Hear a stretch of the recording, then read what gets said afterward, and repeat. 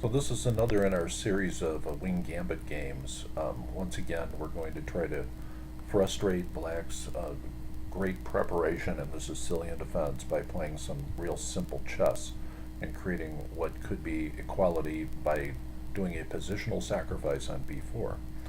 Um, in addition to these principles, which are to create an unfavorable type b4 square which dominates the game, um, there's another idea, and that's to dissolve that pawn at the proper time by playing a3. And this is something the computers have taught me to do.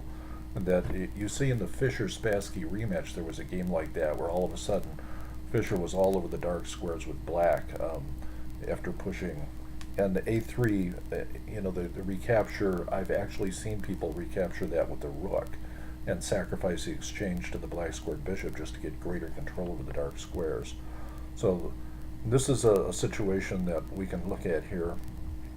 The interesting part about this game is that we're playing a very highly rated opponent and higher than normal, higher than the normal 2100s that I'm playing.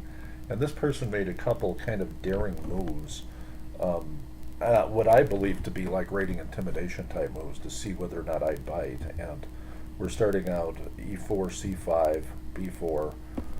There are various ways of declining this. We'll show you people who declined it in the past. Occasionally somebody plays b6, for instance, and e6 is a poor way of declining it. So this person accepted it, which is the traditional way of trying to defeat a gambit. And now I play the Paul Keres move, which the computer hates, puts me down immediately. Computer wants me to play knight f3, set up a French immediately, push e5 where possible. This is supposed to give Black some equality if he plays correctly. However, Black is often tied into a strategy that mimics the kind of Sicilian he plays already. So Black is usually not completely sure of what to do with this. Now he's playing the French with a pawn on b4. And of course with the pawn on b4, you can't have a bishop on b4. So strangely enough, that pawn gets in his own way. And the fact that he can't push c5 and undermine the pawn chain gets in his own way. So interestingly, the computer wants us to, wants Black to start attacking the base of the pawn chain and using the fact that the pawn's on b4, which is preventing c3. And by the way, when you do move a3, occasionally the idea is not to recapture an a3 right away, it's to push something like c3 and consolidate that pawn chain forever if you can protect the base of it. So knight to d6. Now, as you see, the computer loves a3. It says gives white equality here. That's not a line that I play. I reserve a3 for a period of time, and there are many reasons why, but this is the strange move that Black made, and interestingly enough, the computer likes it. So maybe it came out of a computer, I have no idea, but and once again it wants me to play a3. And taking the knight, of course, gets rid of my bishop right away and solves a development issue, but it opens the g-file. As you're going to see, eventually I do take that knight, but only under specified circumstances. And here's another interesting move. He doesn't move his knight to f5. And as you can see, if he did move his knight to f5, I was supposed to follow up with bishop to g5, but often I just take that knight off, which isn't always recommended. So it sets up kind of a white squared pawn fortress for Black and gives him the e6 square, which we have to be careful of. So now the computer likes taking the knight, which once again I don't do, and likes Black moving the knight, which again he doesn't do. And at this point I push a3. Now a3 is designed to consolidate my pawn chain, and sacrificing the exchange here with rook takes a3 back is not recommended, in my opinion, simply because the Black knights are capable of blocking the e7 square. As long as there's a Black knight that can hop to the e7 square, it's kind of a pointless exchange sack because he can castle safely. So he chooses not to take, he chooses to protect. And of course, if he takes back with a knight or something, then my bishop's under attack. So at this point, I decide to take his bishop off. And, frankly, he looks like he might be planning on castling queenside at this point, which makes a certain amount of sense, since now his kingside pawns are wrecked. So I anticipate the capture on b4 by retreating my bishop which I consider to be prophylactically correct, and because rook to g8 under certain circumstances creates a lot of counterplay. So as you can see, the computer just wanted me to take the pawn. I played that, and once again, I'm down a third of a pawn, which doesn't really worry me. Now the computer is recommending queen to a5 as a good move, because it does pin that pawn, but the fact is that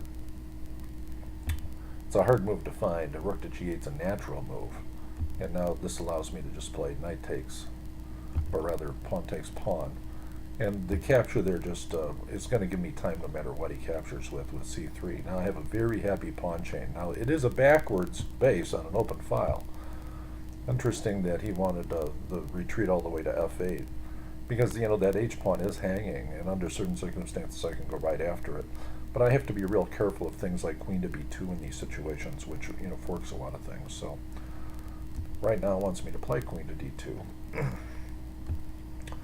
Now, this move, in my opinion, missed the point. A6, I really never intended to play knight to b5, although, under certain circumstances it'd be nice. Knight to b5 simply loses material, I think, you can discover on it. So now the computer's recommending my move, queen to d3. See, really I'm after that h-pawn, and daring him to castle queenside. And then if he castles queenside, taking that h-pawn might be just a bit of a waste of time. So here we go with the white up about half a pawn still, in a completely consolidated position on open g-file, and he's castled into the only place that's safe for his king. And I move the only move that the computer recommended. And we'll see how fast the computer catches on to what's going on in this game, because computers tend to get a little revisionist. Look, it found my move right away. Now, I took a long time finding this move in this kind of game. This is a very dangerous move to make. Now, obviously, this can blow up right in my face, because it's all contingent upon getting my queen back after he takes with the b-pawn. I take with the bishop check, and then he's down 2 pawns. So he has a perfectly good response, and it's that. And now, the point of the sacrifice by black is that obviously if I take with the bishop I lose my queen and don't get my queen back. If I take with the king, he checks me with the other rook on g8, and then when that rook goes to g8, no matter what I do, and even though I've won a rook, he's going to take my queen. And why can he take my queen all of a sudden? Because the rook on g8 is no longer in d8, and the king is no longer trapped. The king is an escape square to go to d8. So I don't win my queen back. Like if I move my king in the corner or something like that, he just shuffles his king over, and I lose my queen. So the only move here is king to h1, which I played, and now it says he can move rook to f2, and things get very complicated after rook to f2.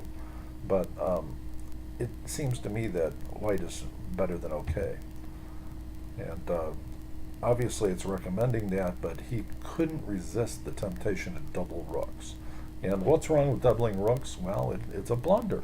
There's no mate threat because the knight on f3 covers g1, and it's giving his king some lift, but it's ruining his ability to do a lot of other things. So he moves there, and guess what? I check with the queen. Okay, so as soon as I check with the queen, his rook hangs. That's why he should have played rook takes f2. So the fact is that he's now lost, and this game's over. So it's recommending the queen go back, and he moved the knight back, and I took the rook, and he resigned. So the really strong guy who dared me to take his knight on h6 got his wish finally.